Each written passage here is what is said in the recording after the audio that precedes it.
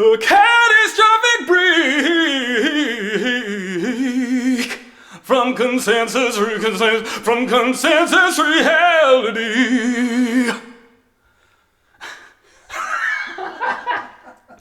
So stupid.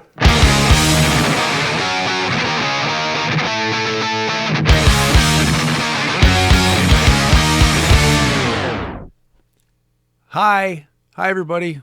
Welcome here to the House of Perpetual Chaos, and welcome to what is hopefully a special episode of A Catastrophic Break with Consensus Reality. Maybe not special, but certainly a little different. And in the course of this difference, I understand it's possible that I am risking alienating a good portion of you very kind people who support this Patreon, who might not actually find this very interesting, because the subject matter is a little bit specific. And I don't know, maybe that requires an existing special interest on your part? I don't know.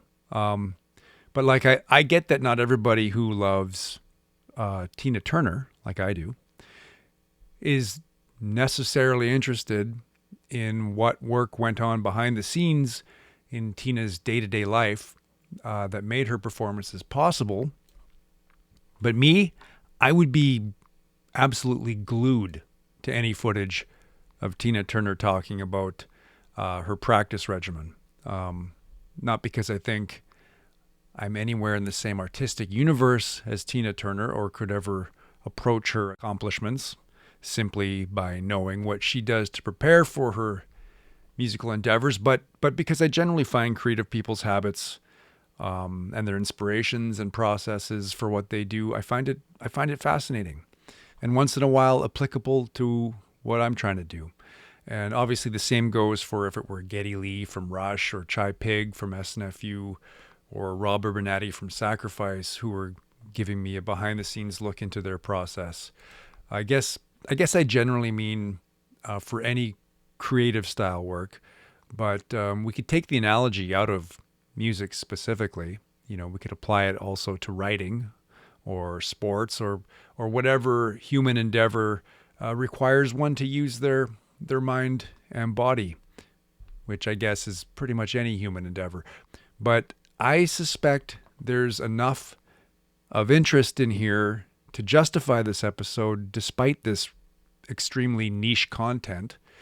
Obviously, if you play music, and at the very least, even if you don't, you get some pandemic style performance footage out of this, including a couple tracks that we've rarely, if ever, I think, played live. So maybe that's interesting. So I know what you're wondering. Chris, why would you risk alienating a good portion of the people who support what you do with this? Well, besides satisfying a possible minority of people's curiosity about some of the things I do behind the scenes to stay in playing shape for the band, or to prepare for a live performance or a band rehearsal or a bout of songwriting, I thought this might be an interesting time to document where I'm at with this kind of stuff in life, because it's all been happening in a rather extreme state of flux. Obviously, we have this global pandemic that has kept me and the rest of the band out of the practice space for over a year and a half and off the stage for 2 years, I'm pretty sure, which is a brand new experience for us, since for the past 25 years prior to this global pandemic, we've been in that fucking practice space every other day together. Sometimes every day. Sometimes even when we didn't need to be in there. And sometimes even if it was to our own detriment. So it's new for us. And it's been kind of an interesting time to evaluate where I'm at personally in relation to the band and to the music, because I have questions. I have questions that have emerged during this downtime. Like, for example, have I plateaued? Have I regressed? Am I deteriorating? Like, I'm 51 years old, for fuck's sakes. Surely there must be some decline, right? And if there is decline, can it be undone? Or can I figure out how to compensate for it somehow?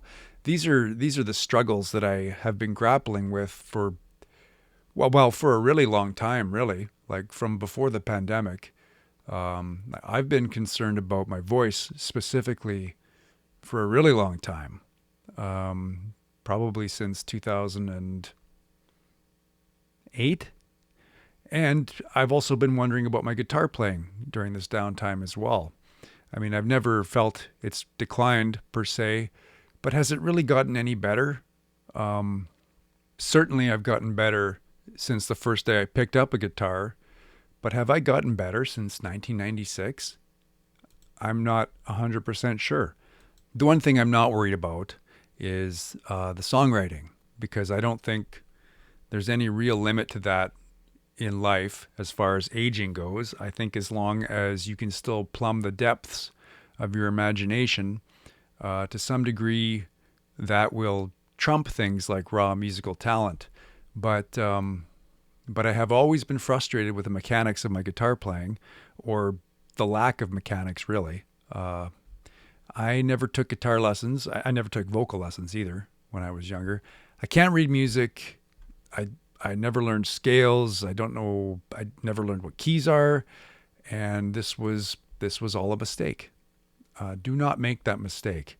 Like, I tried a few lessons for guitar and vocals a decade or so back, and I just couldn't do it.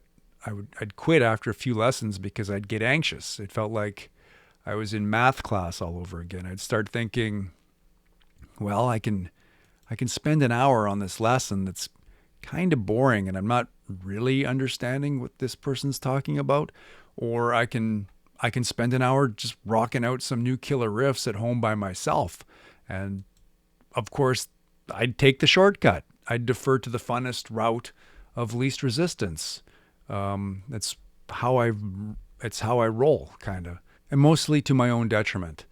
Like, I can learn the general idea about something from another human being who's trying to teach me something, but once I have that general idea, or what I think is that general idea, as soon as I even suspect I've gained an insight, like a single insight that I can use, that I could weaponize in a propaganda song, I just want to go do that and be left alone and skip ahead and figure everything else out by myself, which is fun, but it means I end up doing everything kind of half-assed. And you've heard the term jack of all trades, master of none, I'm sure. That's me. I am a habitual fundamentals skipper, and I've gotten away with it for a long time, obviously, which hasn't been helpful, because getting away with it has taught me that I can get away with it. I can get away with not learning or practicing the fundamentals, to the point where that's become a point of pride for me that I can get away with it, which is ridiculous. And while I'm sure that's probably not really going to change at this point in my life, like, I'm almost dead. Let's be honest here. Like, what's the fucking point of learning something? But having said that, fairly recently, mostly in the 2021 segment of the pandemic, I have ended up investigating and in some cases revisiting tutorials, some old, some new, that I've skimmed through in the past and that are currently piquing my fleeting interest right now. I've been looking to quickly tease out any new core principles or techniques that I can incorporate into my practice regime to see if I can reverse any decline and to hopefully break through any plateaus that I've been stuck at for the past, 25 years, quarter of a century, Jesus Christ. It's a long time. And of course, while the jury is still out on this is all pretty new. I don't know where it's going to take me at this point. I do feel like there have been a few possibly important epiphanies about vocalizing and playing guitar that I think I kind of want to share with you, just in case it's helpful for other struggling music makers out there who, like me, really otherwise have no business being involved in this line of work. I don't have a musical bone in my body, and there's not a single truly musical person anywhere in my immediate ancestry.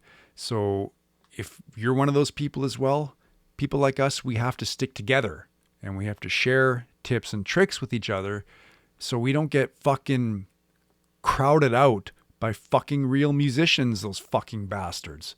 But before I show you my actual practice method, let's quickly talk about a few things that I think you're probably curious about. So gear, I guess I have to kind of let you know what kind of gear I'm using to make all this happen, because that's where everybody's minds often go first, right? Like, what is this person using to do all this stuff? I do that myself all the time. I get a little gear centric. I go ahead and ask Rob Urbanati from Sacrifice how many times I've emailed him over the years, trying to figure out what amps and guitars and pickups and picks he used on various Sacrifice records. And he will tell you that it is more than once that I've done that. and actually, in fact, I've gone ahead and acquired those very pieces of gear and connected them into a signal chain the exact same way Rob Urbanati has done on his records. And not once have I had the experience of sounding like Rob Urbanati, which is my version of the infamous Eddie Van Halen anecdote where he recalls the time Ted Nugent was opening for Van Halen back in the day. And Ted Nugent tried playing through Eddie's guitar setup during a sound check, thinking he was going to find the secret sauce. And in Eddie's words, it sounded like Ted, which is hilarious. The point being that the gear is not the point. At our jam space, I have a very small collection of decent quality, dependable gear that suits what I do.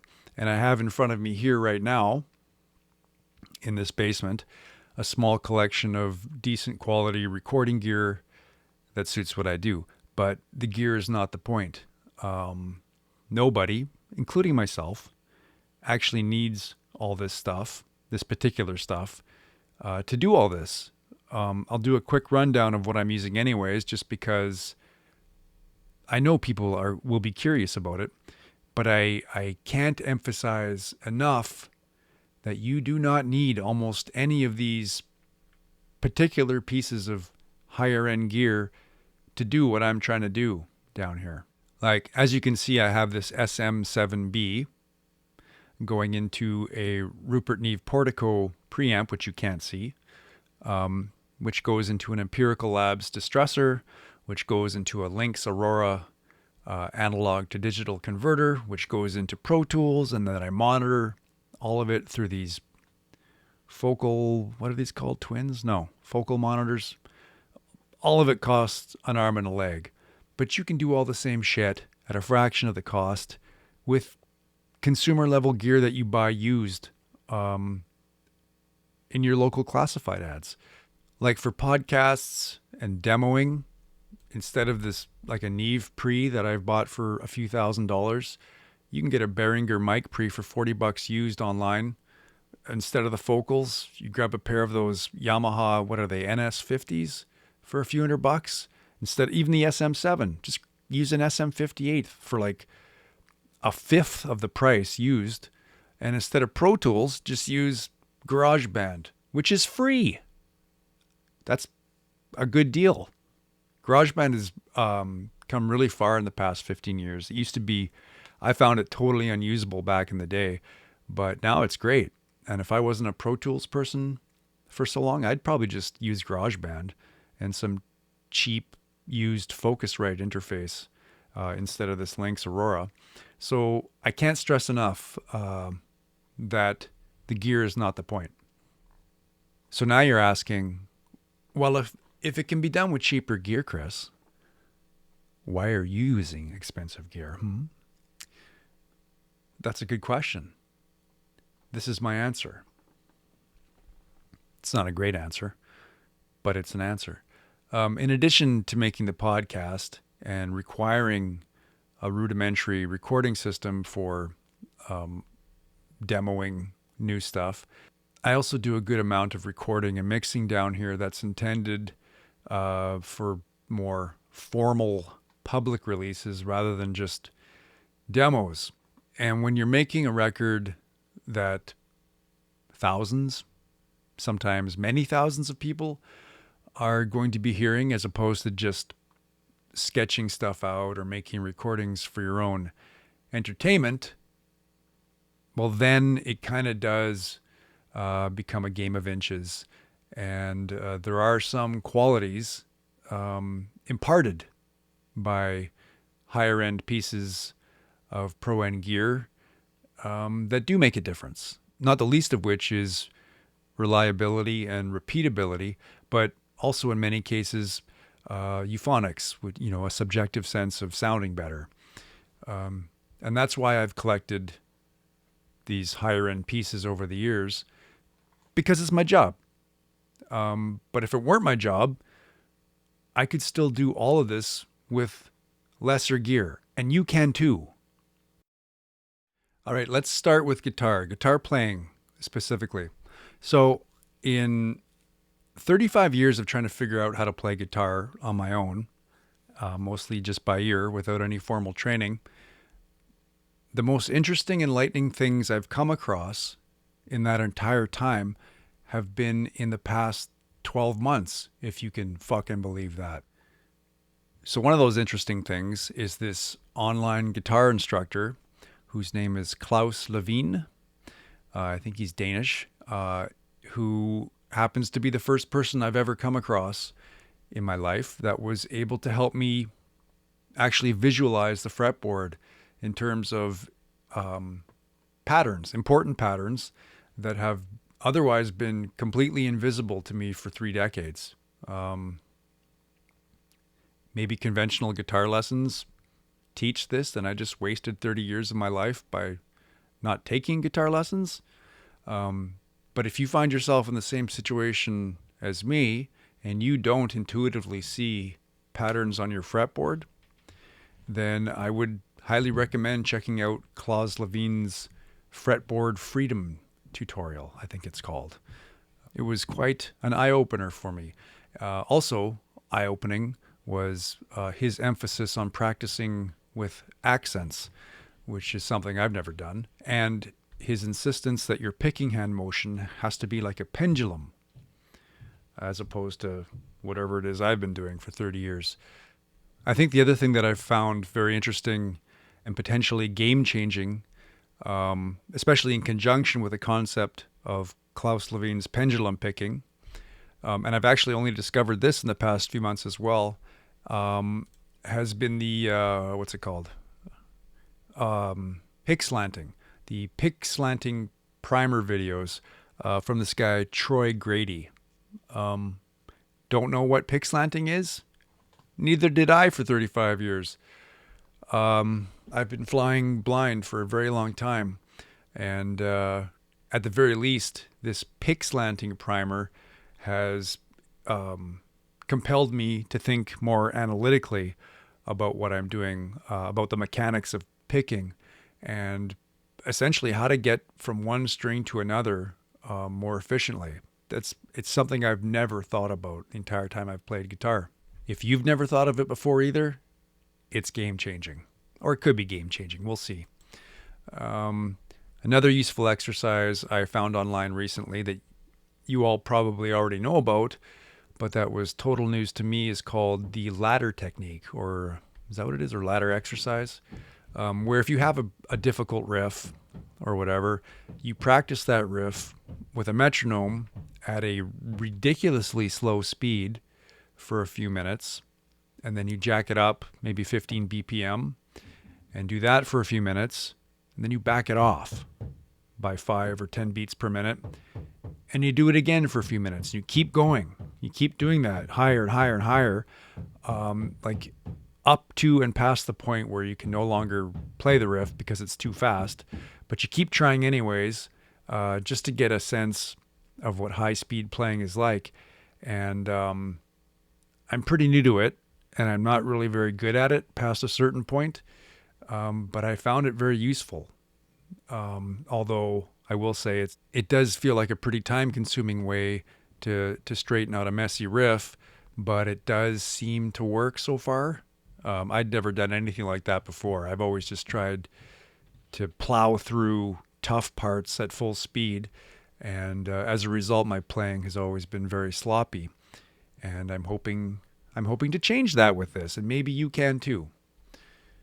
Of course, trying to undo almost 40 years of fucking terrible guitar habits, it's not easy. It might really take me 20 years to really apply this stuff, which is crazy. But I really think it's worth looking into if you play guitar and like me, have never really given much consideration to what's really happening with your hands. And as a result, you've been resigned to what you think are your limits because of it. I think if we approach our playing a little more analytically, there's another level to get to. We'll see. And you'll see me trying to apply this in the performance practice footage as well. Okay, vocals. Let's talk about vocals for a second. So in contrast to worrying about plateauing with guitar playing, let's do a quick rundown of my ongoing concerns about my vocals, in which there has been some evidence of actual decline, if not in a singing sense, in an athletic or physiological sense. And for me, that's an important distinction because I'm not a singer. I don't consider what I do singing. I never really have. And if I ever did for 1 nanosecond sometime back in the day, I quickly realized that I wasn't when I started looking at singing tutorials back in the early 2000s and again very recently in the 2020s. I think both Todd and I have been running almost completely on youthful exuberance and essentially the resilience of young body parts for the majority of our time doing this. The problem is we don't have young body parts anymore. But meaning that we've used zero technique for any recording or show we've ever made or played up until, well, almost this very second, actually. So for those of you that don't really think about the mechanics of vocalizing in a musical context, every human being, as far as I know, has a natural range, which consists of a low note and a high note that they can hit without straining or forcing the sound out. My natural high note is, I have no idea, actually. My natural high note, as far as I can tell, is like my highest note, I think, is this. But on our records, like I customarily am up here. And then on Potemkin and a few spots on supporting cast, like almost every record, there's a couple of these in there, which is like, that's far away. I can't sing any of those. I never could sing any of those without forcing it, like committing an athletic assault on my body to make it happen. So we've customarily written vocal parts going past our natural range for 20 years, essentially achieving those notes by force, by straining and pushing our voices past their natural and safe limits. And the result of this short-sighted exercise and thinking I can figure this all out on my own is that I've lost the ability to even force these high notes out now, and I've developed what I'm told is muscle tension dysphonia by speech pathologists and ENTs as a result. So now for the past few months of this pandemic, I've been trying to figure out ways to mitigate this. Sort of taking the analytical approach that I've been using with guitar stuff and applying it to vocalizing. In part, as usual, by skimming through vocal instruction videos, looking for tiny insights, and combining all these different ideas these guys have, combining those approaches on my own, and making note of what things help and what things tend to hurt. So back in the early 2000s, probably around 2003, I would guess, I rolled the dice on an admittedly ludicrous-looking vocal tutorial called Vocal Power. I've mentioned this on the Patreon site before. Vocal Power by Nitro vocalist Jim Gillette. I think by today's paid tutorial standards, it was pretty Spartan, like a brief, an hour of instruction in total, but it was a lifetime of entertainment, because Jim Gillette is quite the character, and it certainly is not a boring tutorial.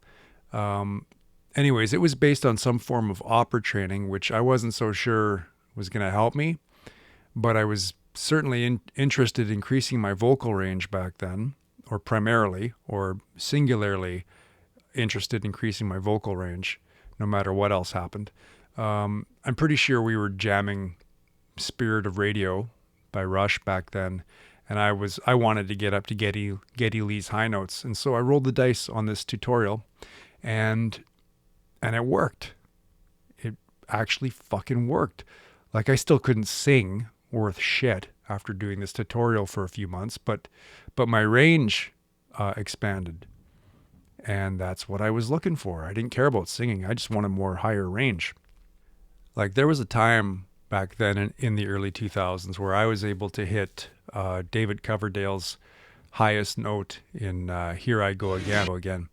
And I had a lot of fun singing along to stuff like that in my basement. So it definitely increased my range with its exercises, but it didn't really explain why what the technique was. And it certainly did not teach me anything about restraint with the new extended range, or how to take care of my voice beyond saying, don't smoke or drink. And I don't even know if it said said something about don't force the high notes, but I ignored that part because that's what I do. And that's how Potemkin City Limits ended up with me singing like fucking King Diamond for the bulk of the record, and which led to me developing voice problems because I was only interested in higher range. So then fast forward 20 years, and I've become desperately anxious about my voice. Shows have become hit and miss for me. Some days things work, some days they don't. I don't know why. And I'm starting to dread certain parts of certain songs in our set that seem to compound the problem. And I've become convinced that my days of being a vocalist are coming to a close. But then again, once in a while, every few shows, things inexplicably work out during a set, and I'm left wondering, what the fuck? Why? Why today? Why did this work today and not the last 3 shows? Or sometimes I'll be warming up for a show, and the high notes are there backstage, and I'm all stoked, but then I get on stage and they totally disappear. Or even more inexplicably, I remember the show in Tampa a few years ago. Backstage, I couldn't hit a single high note in my warm-up, and I was distraught. I was like, we can't do this. And then we got on stage, and all the notes were there. Why? I don't know. Adrenaline? I don't know. Anyways, at some point in this extremely stressful stretch of years, I start researching tips and tricks online from other struggling vocalists, and I eventually pile up a few of these tips into this gross regimen of Tylenols and aspirins and beers and shots of Jack Daniels, essentially trying to hotwire or short circuit my vocal folds into like short-term success. And even as I'm doing this, I'm thinking, I can't keep this up. I can't keep up this sickening elixir of booze and pharmaceuticals just to get through a few high notes. Besides the fact that it's probably doing long-term damage to my vocal folds, it's not doing any favors to my liver, and it's ruining my sleep, and I feel like shit every day. So, I'm thinking this is not sustainable. So the pandemic hits, and at some point when I realize it's not going away right away, I decide to take the opportunity to start troubleshooting this stuff. I do some more online research, and I look for non-pharmaceutical based tips and tricks to maintain power and range. And I start trying to incorporate things like changing certain consonants and slurring certain words instead of enunciating them, and modifying vowels here and there. And there's these little slivers of hope in there. But for some reason, I'm still shredding my voice over the course of an hour-long practice or live set, which is a problem. I can't have a shredded voice for the next day. So, in my desperation, I roll the dice on another total character. This guy, Ken Tamplin, who runs the Ken Tamplin Vocal Academy, who, like everybody else online, makes a lot of big claims about his vocal tutorial course. But I take the plunge. And while again, it's tailored towards true singers as opposed to vocalists like myself, I slowly discover a few principles in Ken's course that I start trying to apply when I'm practicing our songs by myself. And what I think I've discovered over the course of investigating these things is that if I use Ken Tamplin's course in conjunction with Jim Gillette's vocal power course, which I think is the quickest shortcut exercise-wise to increasing one's range, if I use them together, like using Jim's exercises but with Ken's detailed technique reminders, I seem to be getting some potentially promising results. I don't want to curse this. It's early, but I feel hopeful about it. The challenge is that these promising results, they only appear when I successfully execute about literally 17 different techniques all at once. 17 techniques that are completely counterintuitive and directly contradict 30 years of muscle memory. These, I don't know if it's actually 17, but it feels like it. There's like, your upright posture, head set back, chin down, chest up, breathing from the belly, engaging lower abdominal muscles for breath support, using as little breath as possible while you're doing it, singing as quietly as possible, keeping my larynx down, keeping my tongue down, modifying vowels on high notes, modifying consonants to avoid what they call glottal stops, using a contiguous breath for a line, singing quieter on high notes, and sometimes replacing some of the extreme high notes with slightly lower notes. All of that is the exact opposite of what I've been doing for 30 years, and I have to do it all at the same time and remember every single piece of it, plus play the guitar at once to do what I want to do.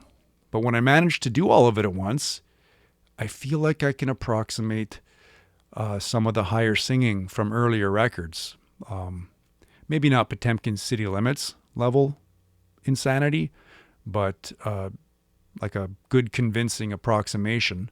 And conversely, actually, in fact, I think I found that in some cases I've realized that I was singing too high, even aesthetically back then. Some lines or words work better with some lower notes. They actually sound better than the original high notes. And that's probably the way I should have done it in the first place, but I was too fucking dumb. Oh well.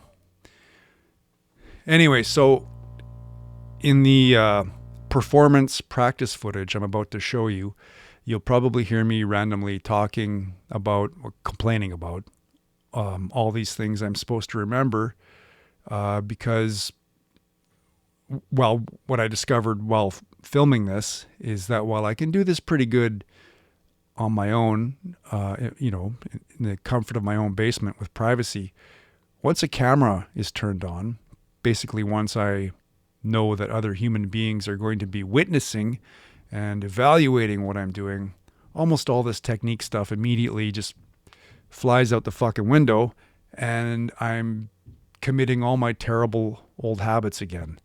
And I have to get over that because, well, I know for a fact that as soon as we hit a stage in front of a live audience, any technique that hasn't become absolutely second nature for me, it's going to go right out the fucking window in favor of what sounds good in that very moment, or what feels good or right in that very moment. And that's going to lead to me losing my voice and singing shitty.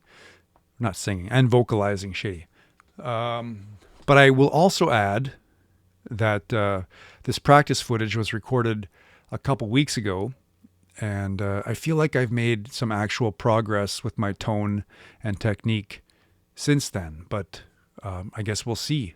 You know, I've had promising results in the practice space with Jordan Todd now that we're finally back in there, but the truth is that's all just talk if I can't do it when, the proverbial puck is actually dropped and we hit the stage.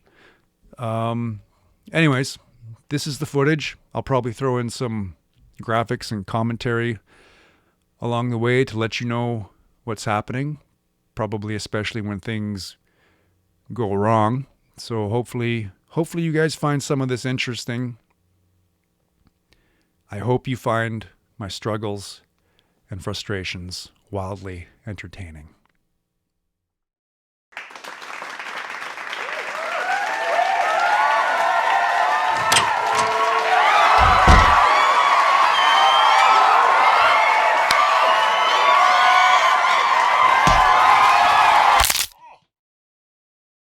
Oh, my back.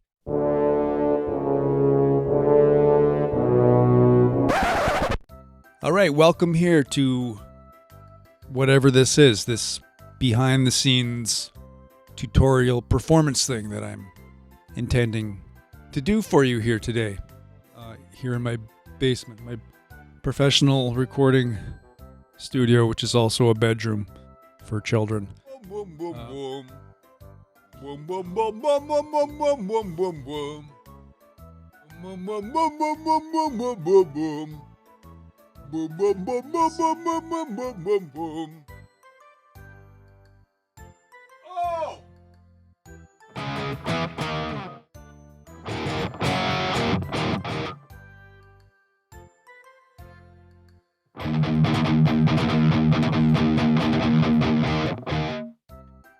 So how I usually do this down here is, well, without a camera, first of all.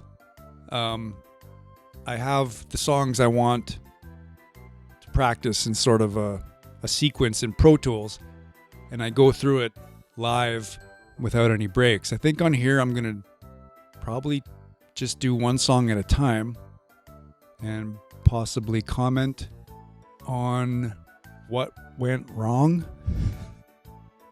during that take versus what I want, or things I'm concentrating on, things I'm focusing on with my body, my playing, my vocals, that kind of thing. And well, let's just see how it goes, shall we? So let me just get to Pro Tools here. The first song, right? You can't really hear me if I don't go like this, right? So I'm going to start with Failed Imagineer. We sometimes play this to open a live set. We have in the past. I don't know if we will in the future, but it's not even necessarily like from a vocal point of view, it's not necessarily a good song to start with. It's, you know, it's like straight into tiring my vocals out. But that's how we do it. So that's how I'm doing it here.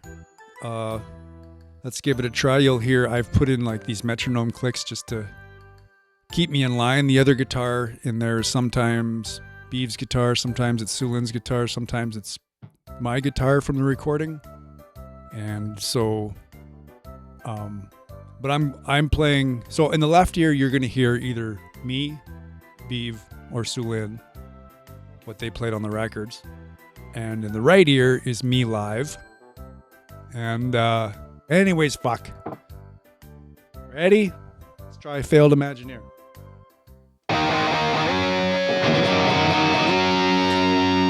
All right, people.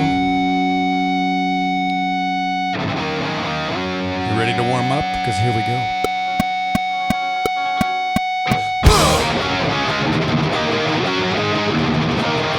I've been thinking about you. I've been meaning to tell you, sit down with me, let's have a drink. Back when the war ended, your great grandfather and wrote letters of apology to all of those families of the men who could that you vote. Haunted teenage stepfather long night on the coast. Ah, your brother, great granddad came back from London, transformed into a carriage environment. Never spoke of the slaughter, he witnessed for sin. All these things the world I brought you into, man. No rebuild. Shut your mouth for Michelle, sit down with me, let's have a drink. What have we here? Dread and fail, imagine here. It's private dismay on public display. Silent, do not be alarmed by your old man's tears. Hey, old man, it's okay.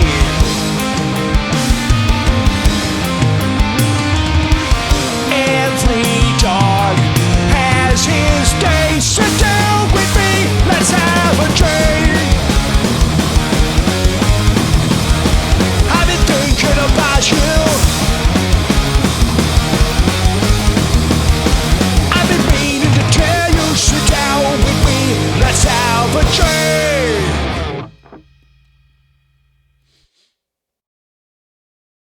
That wasn't too bad. I was singing a little loud. It's fucked. I do these songs when I'm doing this by myself.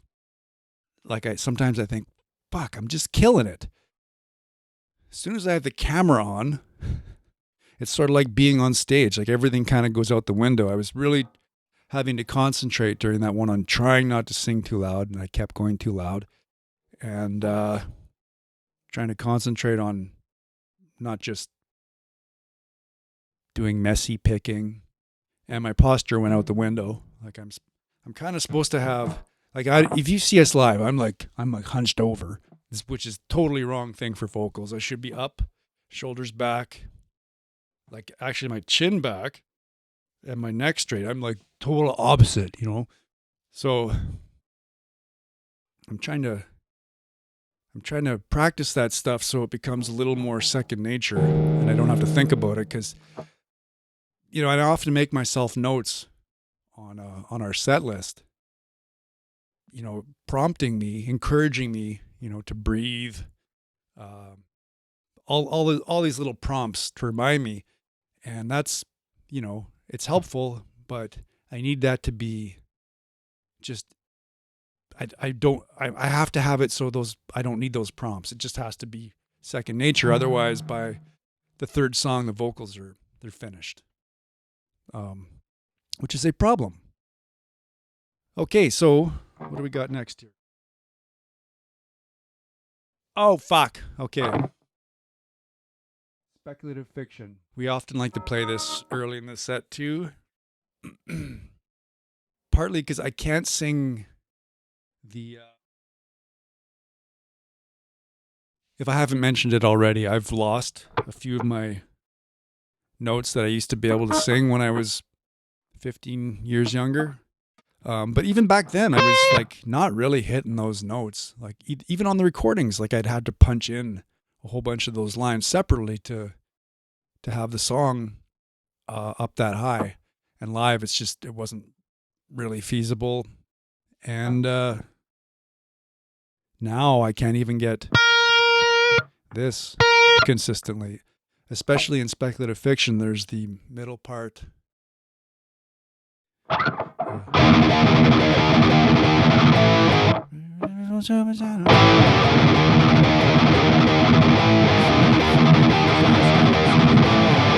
yeah, the Battle of 1812 lives in a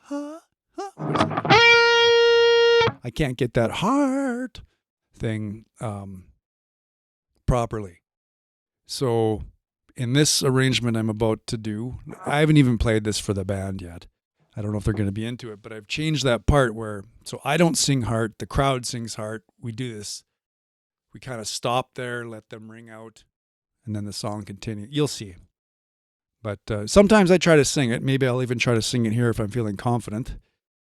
But it's really another song where I have to really think about all the 17 things to like try to keep my vocals within reason and not too loud. I'm like just talking here now. I'm losing my voice. Jesus Christ. Okay, let's try this song and see. You'll see this different structure. It'll sound a little weird because I've just roughly edited the song to make this happen. But live, it'll probably make more sense to you and maybe be kind of fun and interesting. Where's my sound?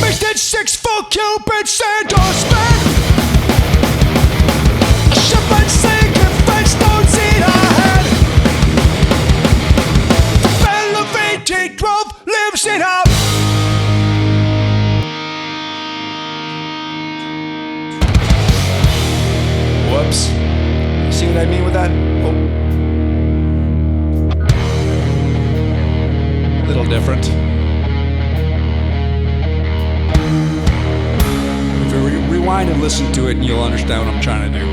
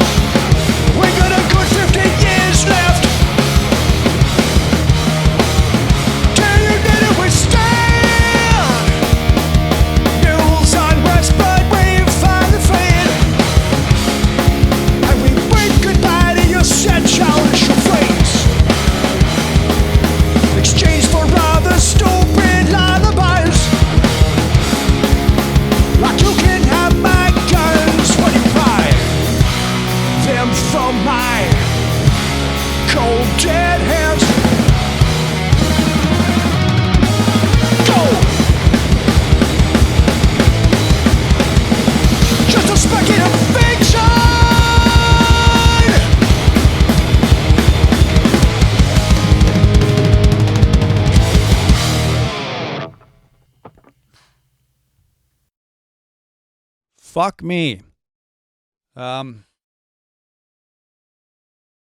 So I sang too loud in the last half. For none of that song did I engage my what do you diaphragm, whatever you call it. You're supposed like I'm just singing straight from the throat. That's a problem. And in the latter half, like the no cause for alarm, I'm supposed to sing that lower. Because I didn't. Did I hit it? I kind of got it there, but not very good. So yeah, I gotta think more. My posture was bad. My chin was not back. What's next? Okay, failed states is here next. And for this one, what do I have to think? This is a tough one on guitar. I gotta really think about this, like keeping the picking really, what do you call it? Like a pendulum style picking?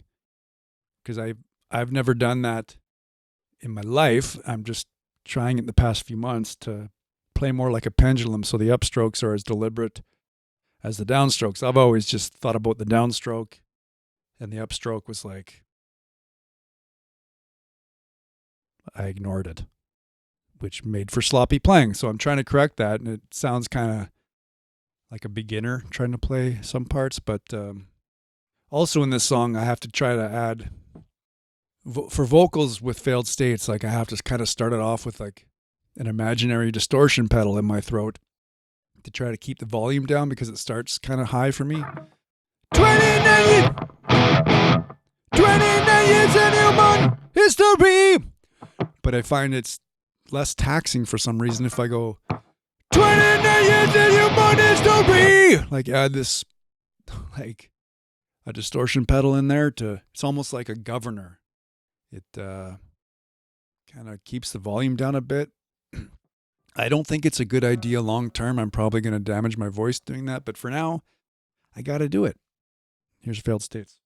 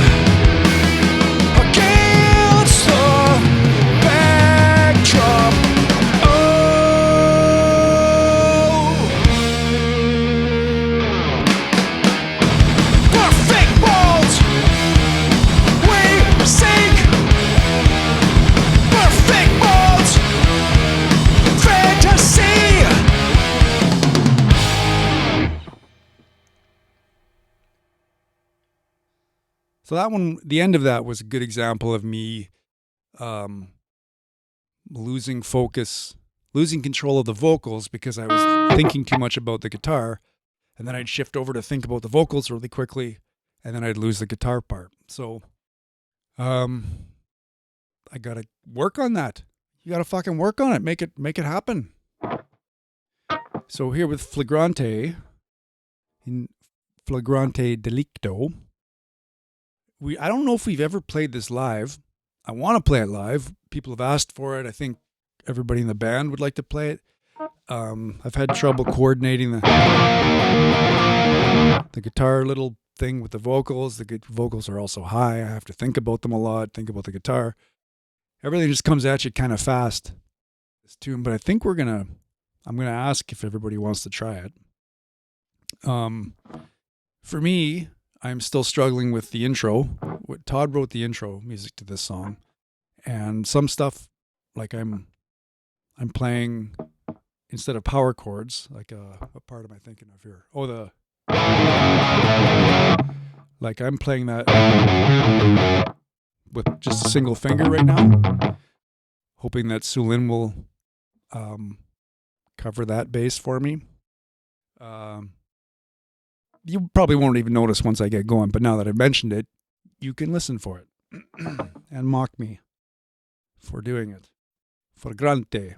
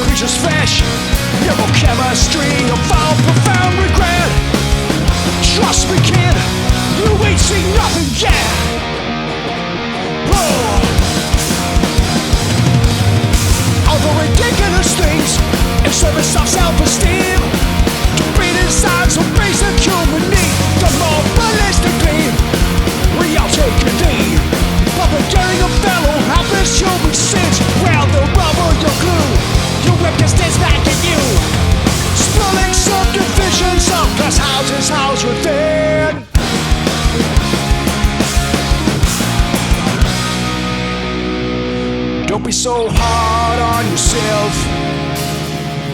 You're just like everybody else.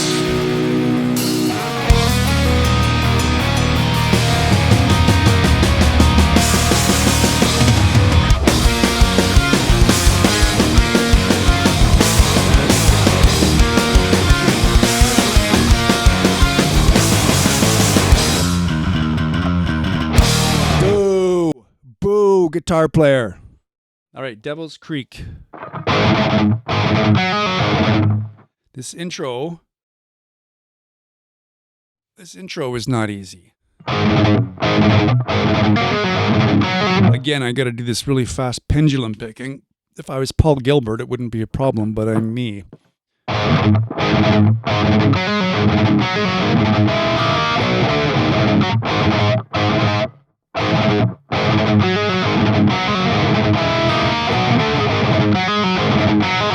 Let's try it. Devil's Creek.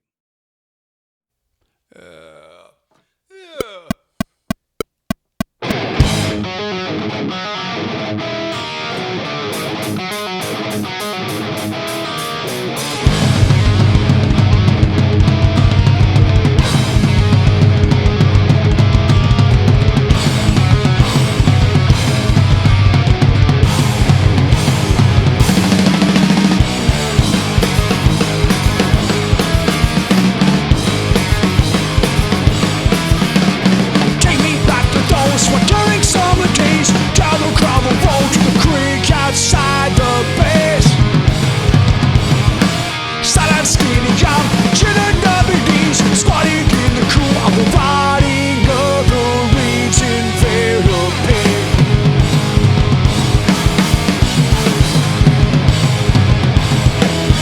everyone here but me never understood the other kids. Oops, even less. Hung out by myself, back on the drainage ditch. Caught the devil's creek. Work seems so sad. Can't have what you want, learn to want what you will. These adaptive preferences. Have their way with you, shape world events.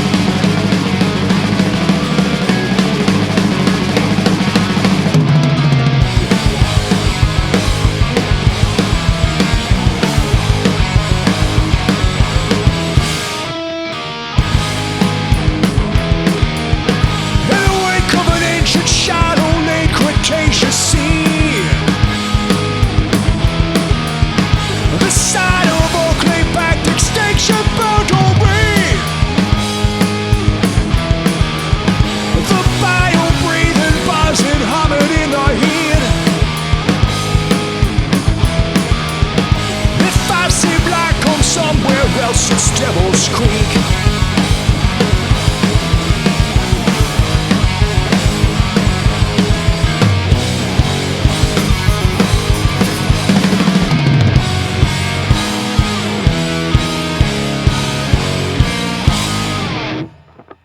Too loud. Vocals were too loud.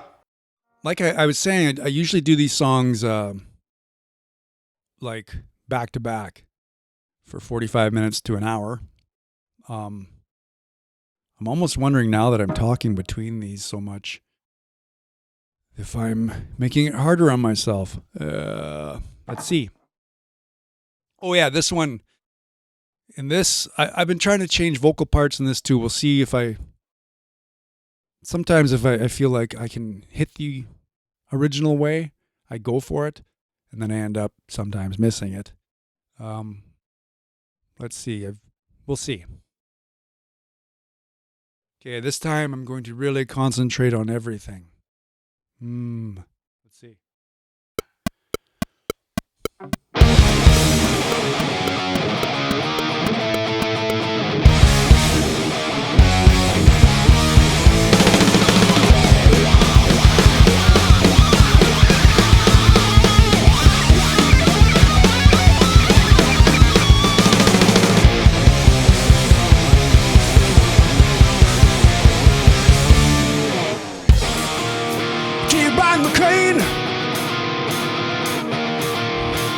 Coach's corner, I'm waiting in order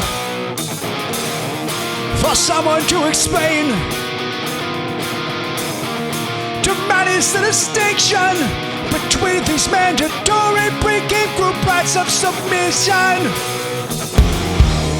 and the rallies in Nuremberg, specifically the function the ritual serves in conjunction with what everybody knows is in the end a kid's game.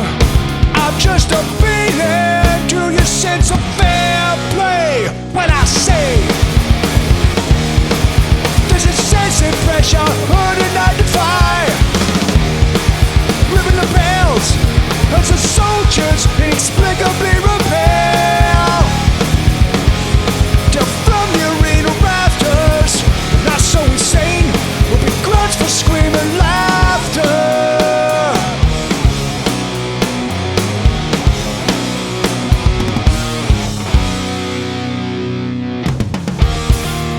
Dear Rod McCain, I wouldn't bother with these questions if I didn't sense some spiritual connection. We may not be the same, but it's not like we're from different planets. We both love this game so much we can hardly fucking stand it. I'll put a bomb a shade of vibes on the fire I ain't paid. God no, every fun memory shattered.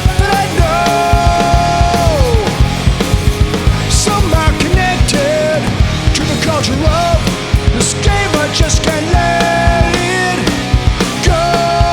And I guess it comes down to what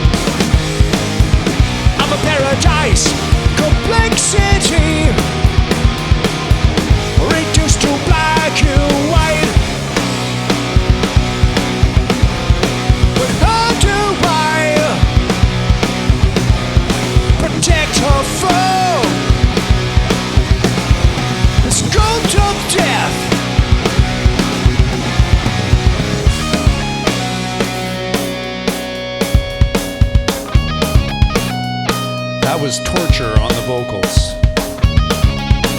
I sang most of the high stuff instead of the low stuff. Should have sung the low stuff. Well, song got cut off. Don't know why. All right, here's Potemkin City Limits up next. Let me get some water here.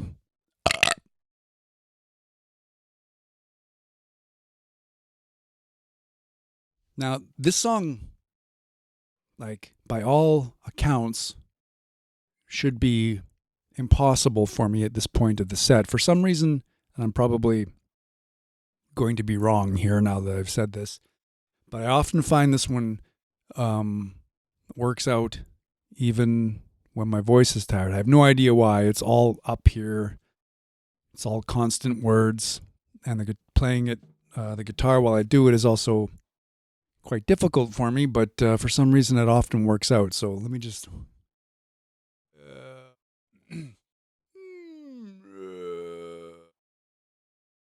I hope I don't have to do these kind of things between songs live from now on. Yeah.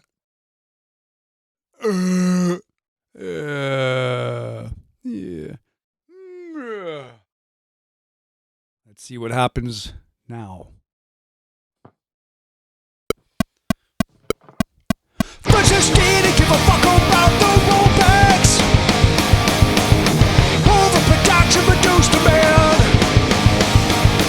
Never gave much thought to disputed contracts. His short life he'd only ever known. Panic, fear, big darkness, pandemonium. In this hell that was his home, man. Fourth quarter running expectations. Expedited their demise. Panic grew as a human stalked among them. When the screaming began, Francis showed his eyes and felt the hand of the humanity brushed over him. But the beginners splintered for a moment. A blinding ray of light split across the floor. In a crimson pool, he saw his own reflection as he bolted for the door. Not just a fractured fairy tale, although I wish that were true. A fable far too real, we somehow still cling to.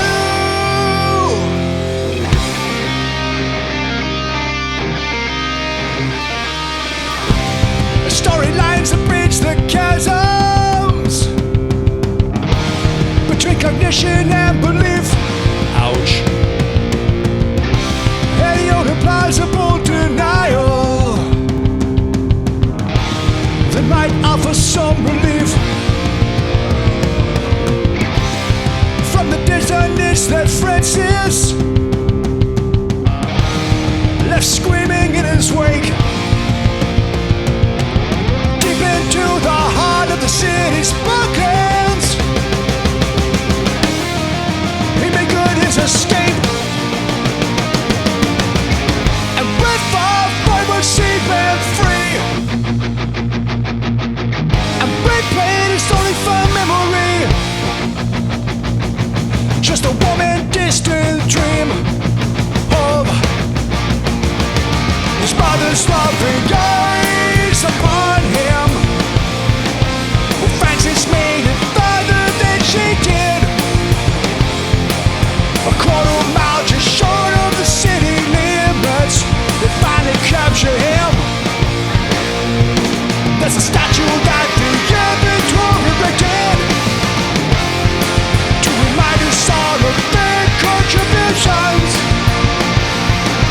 to me and Max Potemkin City limits.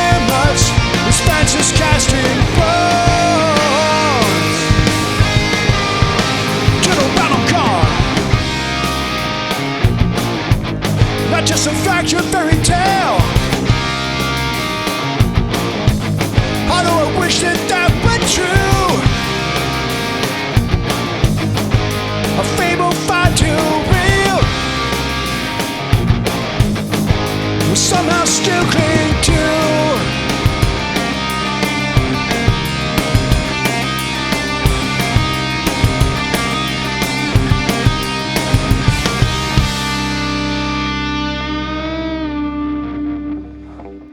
Well, I made it through it. Wasn't great, but I made it. That middle part, like I'm singing too loud again. So when I get to that middle part, I gotta bring it down, but I forget how to. Okay, Lotus Gate. This one's fucking so hard to get going because I put a metronome click in this one in the intro to get me oriented with where I should end up, but the part of the intro which is heavy is at a different tempo than that, so I have to like find it while singing. It might actually be easier live without the click, like trying to find this fucking click. Anyways, I'm gonna try it. Isn't that great?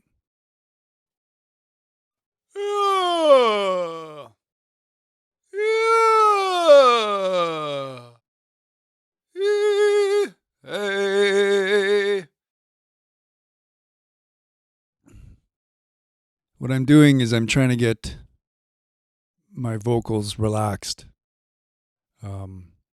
with those weird sounds. Trying to get it out of the tense state that it gets into once I sing the songs. And I hope I don't have to do those live, because that's going to be a fucking embarrassment. Okay, Lotus Gate.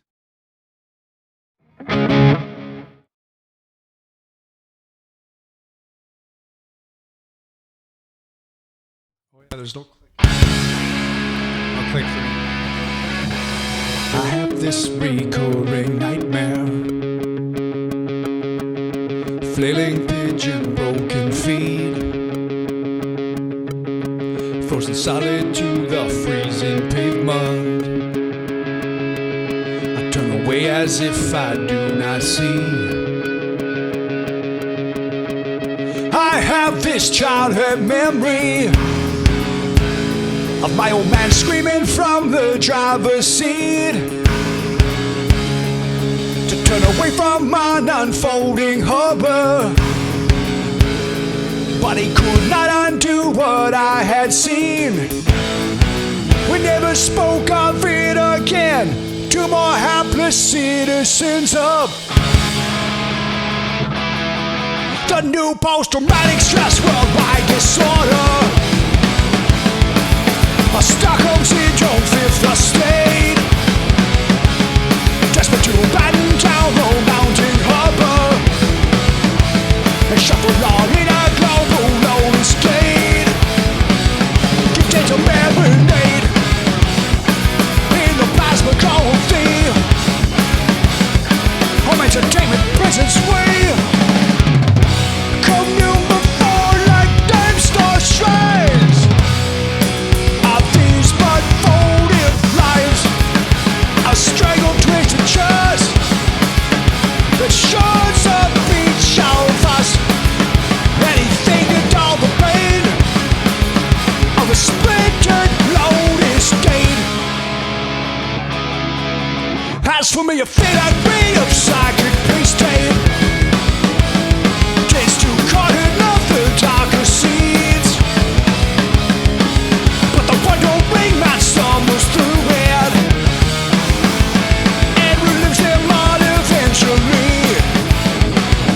Blaze on blue eyes, your eyes, and shines a painful light on the guilt, the fear, the shame. The courage never came from the plasma glow of thee. Home entertainment prisons we cling to like time's lost shrines. Are these but full-lived lives, conservative at heart?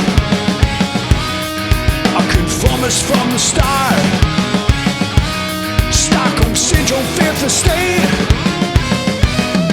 A staggering Lotus Gate. A strangled twisted shirt that shows the beats of us. Anything to dull the pain of a self-inflicted crippling Lotus Gate. Too bad I forgot how to play the second half. Got distracted thinking about air, breathing, playing. Like part of the challenge, actually, now that I'm thinking about it here and making mistakes because I'm getting distracted by, you know, what I'm doing to improperly with vocals or improperly with guitar.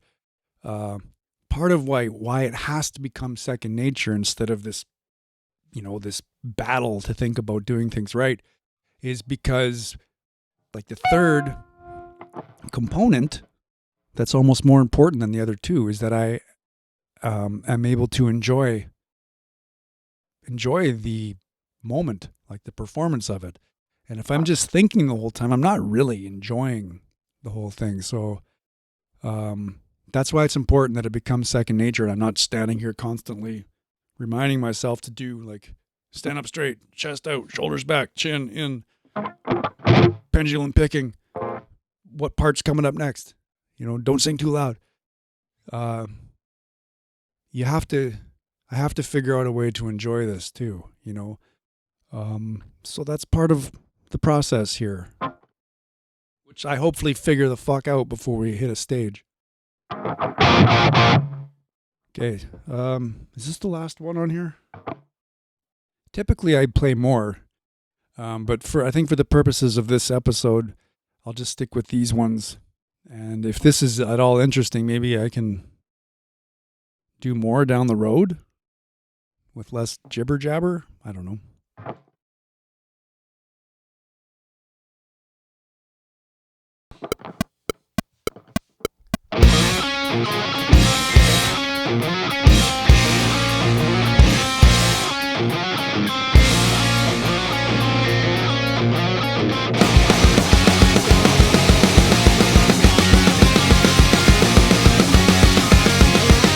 Nature ends in tragedy, and I was the first to finally fade away from my grandfather's memories.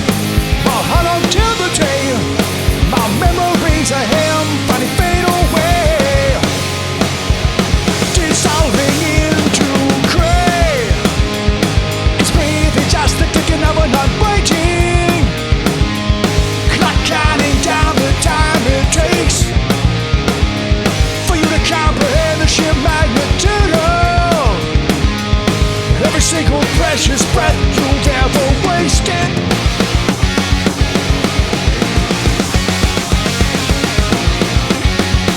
I did everything I could. I bargained with the universe to take my life instead of hers, but no amount of money, drugs, or tears could keep her here. What purpose did her suffering serve? Oh fuck. It's breathing just the ticking of an unwaiting clock, counting down the time it takes for you to comprehend the sheer magnitude of every single precious breath you've ever wasted. That was brutal.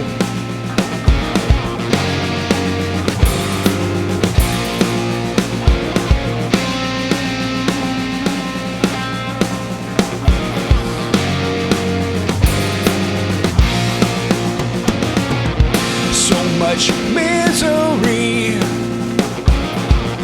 so much indifference, just so much suffering. We can become tempted by appeals to hatred, but this world ain't nothing more than what we make of it.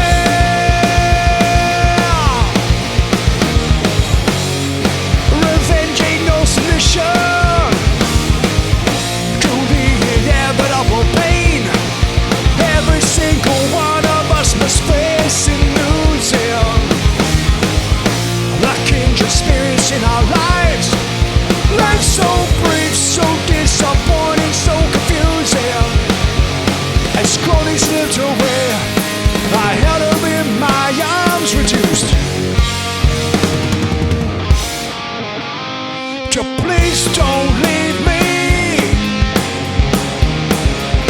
What will I do? This cosmic sadness just here to remind you that without love, breathing's the taking up.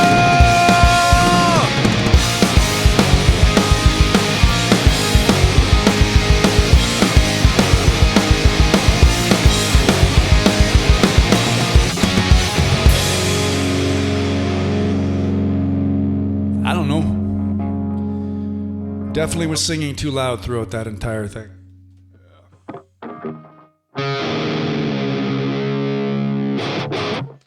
Let's just try comply since we're here. We'll just try one drop D.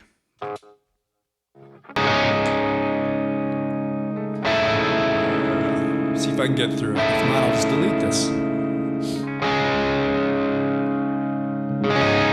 Circa 1992, Hitchens fact his copy through as regards Columbus Day.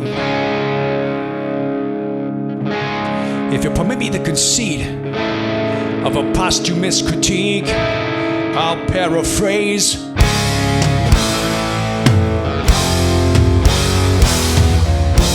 My colorful exotic friend, respectable, well-spoken, unlike the rest of them. As you know, I'm colorblind, and you're a credit to your kind. Your kind.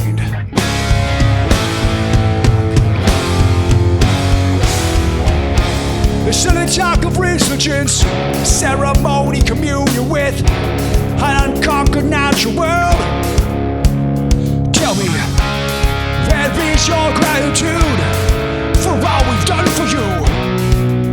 This paradise, Eden, empire, kingdom, this boundless epoch we've bestowed upon its savage emptiness, while of course mistakes are made.